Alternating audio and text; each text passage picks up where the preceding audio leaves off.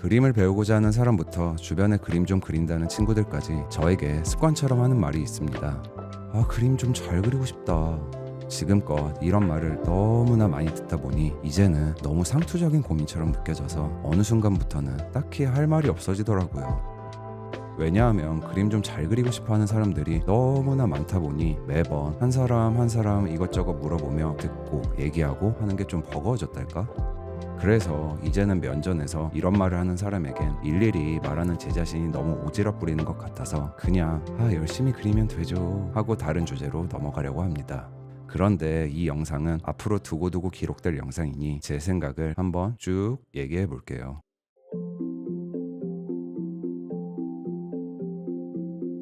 혹시 이 영상을 보는 여러분도 그림을 잘 그리고 싶다라는 말이나 생각을 하시나요? 사실 저는 그림 좀 잘 그리고 싶다라고 말하는 사람들에게 우선 그들이 대체 뭘 어떻게 잘 그리고 싶다는 건지가 궁금합니다.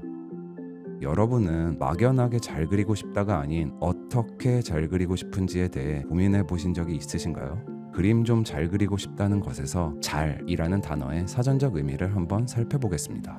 잘, 부사 1. 옳고 바르게 2. 좋고 훌륭하게 3. 익숙하고 능란하게 4. 자세하고 정확하게 또는 분명하고 또렷이 5. 아주 적절하게 또는 아주 알맞게 6. 아무 탈 없이 편하고 순조롭게 7. 버릇으로 자주 8. 유감 없이 충분하게 9. 아주 만족스럽게 10. 예사롭거나 쉽게 11. 기능 면에서 아주 만족스럽게 12. 친절하게 성의껏 13. 아주 멋지게 또는 아름답고 예쁘게 14. 흔히 수량을 나타내는 말 뒤에 쓰여 충분하고 넉넉하게. 그렇다면 대다수의 사람들이 무의식적으로 내뱉는 그림 잘 그리고 싶다 라고 하는 말에는 어떤 속뜻들이 있을까요? 사전적 의미 뒤에 하나씩 붙여봅시다. 1. 그림을 옳고 바르게 그리고 싶다. 2. 그림을 좋고 훌륭하게 그리고 싶다. 3. 그림을 익숙하고 능란하게 그리고 싶다. 4. 그림을 자세하고 정확하게 또는 분명하고 또렷이 그리고 싶다. 5. 그림을 아주 적절하게 또는 아주 알맞게 그리고 싶다. 6. 그림을 아무 탈 없이 편하고 순조롭게 그리고 싶다. 7. 그림을 버릇으로 자주 그리고 싶다. 8. 그림을 유감 없이 충분하게 그리고 싶다. 9. 그림을 아주 만족스럽게 그리고 싶다. 10. 그림을 예사롭거나 쉽게 그리고 싶다. 11. 그림을 기능면에서 아주 만족스럽게 그리고 싶다. 12. 그림을 친절하게 성의껏 그리고 싶다. 13. 그림을 아주 멋지게 또는 아름답고 예쁘게 그리고 싶다. 14. 그림을 충분하고 넉넉하게 그리고 싶다. 저는 사람들이 잘 그리고 싶다라고 말할 때 이 수많은 잘이라는 단어의 의미 중에 어떤 뜻으로 그림을 그리고 싶어 하는지를 한 번쯤 생각해 보았으면 합니다. 물론 사전적인 여러 의미 중에 몇 번째 의미가 중요하고 아니고를 따질 필요는 없어요. 그림을 잘 그린다는 여러 의미 중 자신의 기호에 맞게 설정하면 될 뿐이죠. 하지만 대부분은 잘 모르죠. 본인이 어떻게 잘하고 싶은 건지.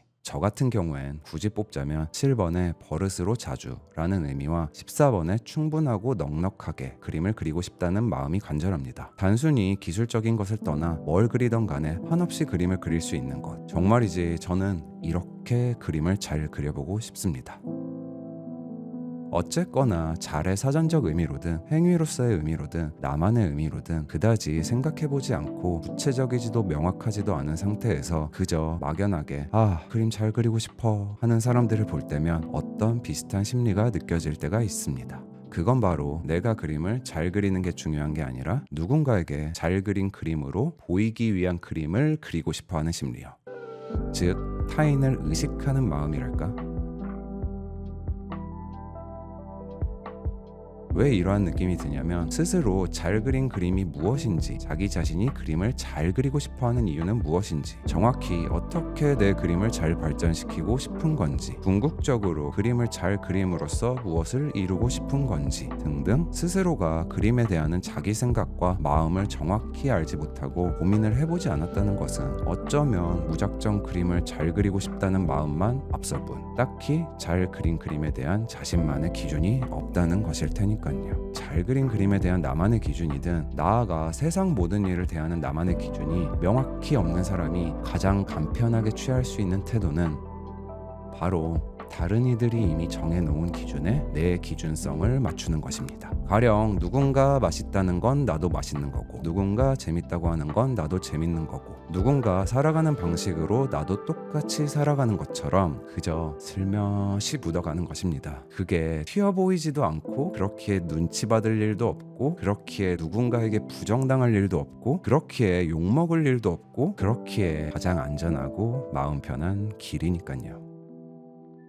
이러한 측면에서 아무 생각 없이 잘 그리고 싶다라는 심리에는 누군가가 잘 그렸다고 말하는 그림을 나도 똑같이 그런 그림을 잘 그렸다고 생각하는 건 아닌지, 누군가 정해놓은 잘 그린 그림의 기준을 나도 똑같은 기준으로 삼는 건 아닌지 한 번쯤은 생각해볼 문제이지 않을까 싶습니다. 이는 타인을 의식하는 마음이자 타인의 의식을 내 의식의 중심점에 놓는 것 아닐까요? 물론 이러한 방식이 수많은 타인과 얽히며 살아가는 사회생활에 있어서 나쁜 것만은 아닙니다. 세상사를 온전히 자기중심적으로 내 멋대로만 살 수는 없을 테니까요. 그러나 무엇이든 지나쳐서 문제가 됩니다. 자기중심적인 마음과 타인의식적인 마음이 균등하게 있어야 하는데 타인의식적인 것에만 무게가 실리는 사람들은 강박적으로 타인을 의식하게 됩니다. 그러다 보면 살면서 수많은 나의 선택들이 나의 온전한 자유의지가 아닌 가족이나 친구, 지인, 연인, 내가 속해 있는 조직이나 공동체 또는 사회 등 이 외에도 불특정 다수나 누군가를 의식하며 따라간 선택일 수 있습니다. 또는 내가 무엇을 하지 않은 선택에도 내가 안 하고 싶어서 안 하는 게 아닌 나를 둘러싼 주변 사람들, 주변 환경에서 너는 안 하는 게 맞아 라고 하도 떠들어대다 보니 그래 나는 안 하는 게 당연한 거야 라고 자기 합리화하는 상태일 수도 있습니다. 어쩌면 사실상 내가 안 하던 그것은 그 무엇보다 내가 간절히 하고 싶었던 일임에도 그 사실도 잊은 채 말이죠. 이런 비슷한 상황을 실존주의 철학자 사르트르는 희곡 닫힌 방에서 타인은 지옥이다 라고 표현했습니다. 이는 타인을 의식하고 타인의 평가에 지나치게 의존하는 삶은 불행해지기 마련이며 타인은 내가 나다워지는 것을 방해한다는 뜻으로 저는 해석하고 있습니다. 그림으로 돌아와 그림을 잘 그린다는 의미에 나만의 기준 없이 누군가의 기준에서 비롯되는 타인의식적인 기준만을 따르게 되는 사람은 오히려 그림을 잘 그리는 게 힘들어질 수 있습니다. 왜냐하면 세상에는 수많은 타인이 있고 그 모든 타인이 인정하는 잘 그린 그림이란 세상에 존재하지 않기 때문이죠. 혹여 이러한 점을 알면서도 매번 타인을 의식하며 그림의 결과물을 내는 것을 반복한다면 그 과정에서 스스로 수많은 좌절과 괴로움도 반복하게 될 것입니다. 단순한 상황을 놓고 생각해봐도 알 수 있습니다. SNS에 내 그림에 좋아요를 눌러주는 사람이 1000명이 넘었으면 좋겠기에 1000명이 만족할 만한 그림을 생각하며 그렸는데 막상 그림을 그려서 올리니 10명도 좋아요를 안 눌러준다면 괴로울까요? 안 괴로울까요? 자기 자신을 중심으로 두고 자신이 세운 기준에 스스로가 만족하는 그림을 그리는 것을 우선시해야지 자꾸만 타인을 의식하는 마음으로 그림을 그리게 된다면 내 기대보다 타인이 인정해주지 않을 때 설령 A라는 타인이 인정해도 BC라는 타인이 인정해주지 않을 때 설령 ABC라는 타인이 인정해도 DEFG에서 G까지 타인이 인정해주지 않을 때 끊임없이 좌절하고 절망할 테고 어느 순간 그러한 스트레스에 지쳐서 그림을 아예 손 놓아 버리거나 포기할 가능성도 그만큼 커질 것입니다. 그러니 자기만의 기준 없이 생각 없이 막연하게 그림을 잘 그리고 싶어하는 사람들은 그림을 잘 그리기는커녕 그림을 안 그리게 될 가능성만 커집니다. 이미 저를 포함한 많은 사람들이 살면서 이와 비슷한 상황을 한 번씩은 겪어봤을 거예요. 학창시절에 나는 그저 재밌게 그림을 그렸는데 미술 선생님이 내 그림에 점수를 낮게 줬을 때 또는 가족이나 친구나 내가 그린 그림을 안 좋게 얘기할 때 다들 이미 절망 한번 해보지 않았나요? 미술은 어려운 거구나. 미술은 나와 맞지 않구나. 나는 재능이 없구나 하고 어느 순간 그림에 손 놓아버린 적 있지 않나요? 설령 그렇지 않다 하는 사람도 성장기에 그림에 대한 누군가의 평가에 의해 그림을 손 놓게 되는 사람들은 주변에서 쉽게 찾을 수 있을 것입니다.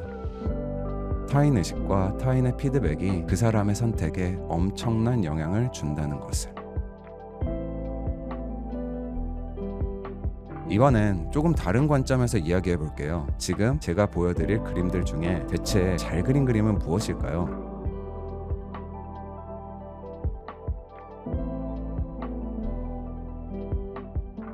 이미 아시는 분들은 아시겠지만 모두 유명한 작가들의 작품입니다. 그렇다면 보여드린 5가지 작품 중에 여러분이 생각하는 잘 그린 그림은 무엇인가요? 아마 제 생각과 당신의 생각과 또 누군가의 생각은 다 다르겠죠. 이 물음엔 정답이 없으니까요. 그렇다면 그림을 잘 그리고 싶다면 무엇을 어떻게 그린 그림이 자신에게 잘 그린 그림인 건지 자기만의 기준점을 명확히 세워볼 필요가 있습니다. 내가 세운 기준과 사람들이 저마다 세운 기준은 모두 다 다를 테니까요. 그렇기에 자기만의 잘 그린 그림의 기준을 세우는 것은 그림으로 나만의 개성을 찾아가는 그 시작점이 됩니다. 아무런 고민 없이 그 어떠한 구체적인 고민 없이 잘 그리고 싶다라고 말하는 것은 그저 원빈처럼 잘생기고 싶어요, 한가인처럼 예뻐지고 싶어요 라는 거랑 다를 게 없을 테니까요. 그런데 말입니다. 그림을 배우거나 그림을 그리는 것이 뚝딱 원빈, 한가인처럼 성형하는 것은 아니지 않나요? 만약 모든 이가 잘 그린 그림의 기준을 하나같이 맞추어 그림을 배우고 그린다면 그것만큼 끔찍한 일도 없습니다. 예를 들어 입시미술학원 앞에 걸려있는 그림들을 보면 저는 괜히 섬찟하게 느껴질 때가 있습니다. 수많은 학생들이 그린 건데 그냥 단 한 명이 그린 것 같을 때가 있거든요. 물론 국내 입시미술이란 제도 자체에 회의감이 있을 뿐 입시미술을 준비하는 입시생들을 폄하하는 건 아니에요. 누군가는 분명 입시미술을 함으로써 배우는 부분도 있고 또한 그게 끝이 아니라 학생들이 미대생으로서 나아가 작가로서 성장하는 과정 중에 일부의 작업일 테니까요. 개인적으로 입시미술은 그림을 배운다는 측면보다는 그림 앞에 끈덕지게 눌러 앉아서 그려나가는 힘을 배우는 것이라는 생각도 듭니다. 어쩌면 우리나라 입시미술은 개인의 창의성보다는 무언가를 놓지 않고 지속하는 성실성을 테스트하는 게 아닐까 하는 측면에서 이 또한 배움으로서의 유의미한 과정이라고 생각을 합니다. 그럼에도 겉보기에 비슷비슷한 입시미술적인 그림들을 볼 때 제가 느끼는 섬찟함은 뭔가 길을 가는데 사람들이 다 원빈 한가인이랑 똑같이 생겼을 때 느껴지는 무엇이랑 비슷한 건데 한번 떠올려 보세요. 세상에 모든 사람이 다 똑같이 생긴 세상을 물론 어떤 분들은 진짜 황홀한 세상이다 라고 할 수 있을 것 같은데 저는 멋지고 예쁘고를 떠나서 다 똑같은 얼굴을 하고 다닌다? 모든 사람이 다 똑같이 생긴 세상을 생각하면 뭔가 좀 괴이하지 않나요? 이건 각자의 느낌이 다를 수는 있겠지만서도요. 그 무엇보다 표현의 자유, 다양성, 개성을 마음껏 펼칠 수 있고 허용되는 게 예술이고 창작인데 그저 아무 생각 없이 잘 그리고 싶어하는 것, 이 꼴은 누군가에게 잘 그린 그림으로 보이는 것을 쫓아가는 것이라면 어쩌면 스스로가 몰개성해지겠다라는 것은 아닐까요? 몰개성이란 사전적 의미는 어떤 대상에 마땅히 있어야 할 개성이 없는 상태를 말합니다. 물론 몰개성주의 예술이란 게 있긴 합니다. 만약 자신이 원하는 예술관이 몰개성주의 예술이라 한다면 그 또한 의미는 있겠지만요. 어쨌든 단순히 그림을 잘 그리고 싶다가 아닌 나만의 개성을 담아 그리고 싶다가 선행될 필요가 있습니다. 그래야 차별화가 되니까요. 내 그림이 다른 그림과 차별화가 되고 나아가 내 삶이 다른 이들의 삶과 구별이 되고 한 발 더 나아가 내가 나로서 온전히 살아가는 특별한 내가 될 수 있지 않을까 싶습니다. 우리는 누구나 남다르고 싶어하고 남과 다른 내가 되고 싶어합니다. 어렸을 때 부모님이 옆집 아이와 나를 비교할 때 어땠나요? 야, 걔는 그렇게 공부도 잘하고 말도 잘 듣는데 근데 너는 왜 이 모양이니? 이런 말을 들으면 괜스레 기분이 나빠집니다. 근데 그 기분 나쁨이 뭘까요? 내가 옆집 아이처럼 공부를 잘하고 싶은데 공부도 못하고 옆집 아이처럼 말도 잘 듣고 싶은데 말도 잘 안 듣고 옆집 아이에 대한 부러움 그리고 열등감이 느껴져서 기분이 나빴을까요? 설령 그렇다 할지라도 그게 전부는 아닐 것입니다. 그 아이는 그 아이인 거고 난 나인 건데 나라는 존재를 지금 나라는 존재를 부모님에게 인정받지 못하는 것에 대한 서글픔이 크지 않을까요? 또 하나의 예를 들어볼게요. 만약 연인 사이에서 상대가 너는 내가 전에 사귀었던 여친 혹은 남친이랑 비슷해서 좋아 혹은 비슷해서 싫어 라고 한다면 어떨까요? 굉장히 거부감이 들지 않나요? 아마 제가 이런 소리 들으면 진짜 기분 겁나 나쁠 것 같은데 말이죠. 전에 사귄 연인과 내가 비슷해서 좋다는 말도 듣기 싫고 비슷해서 싫다는 말도 듣기 싫고 그냥 그 연인과 내가 비슷하다는 그 포인트 자체가 기분을 나쁘게 합니다. 걔는 걔고 난 나고 이 역시 내가 나라는 존재로서 차별되지 않고 특별하지 않다는 것에 대한 언짢은 감정이 들 것입니다. 결국에 우리는 모두 내 자신이 누구보다 잘났든 못났던 간에 미래에 더더욱 좋은 나 자신이 되기 위해 열심히 노력하고 있을지라도 지금의 내가 나로서 현재 내가 지닌 나만의 개성 그 자체를 누군가에게 존중받기를 원합니다. 그렇다면 누군가를 위한 잘하는 게 아닌 내가 나를 위해 잘해야겠죠. 그리고 그러기 위해선 나는 어떻게 잘할 건지를 고민해보는 과정이 필요한 법이고 그렇게 잘이라는 것에 나만의 의미와 기준이 세워지는 것이겠죠.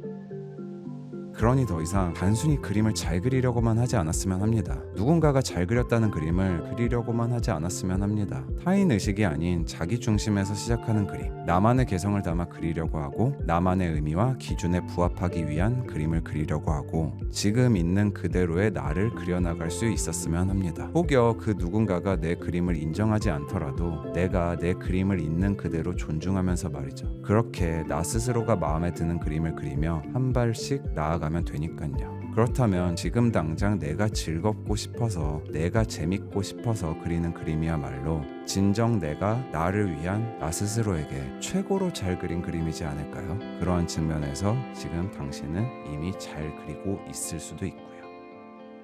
제가 그간 수없이 제 수강생분들에게 했던 말 한마디로 이번 영상을 마무리하겠습니다. 이 영상을 보는 여러분 모두가 더 이상 그림을 잘 그리려고 하지 말고 날 그릴 수 있기를 바랍니다.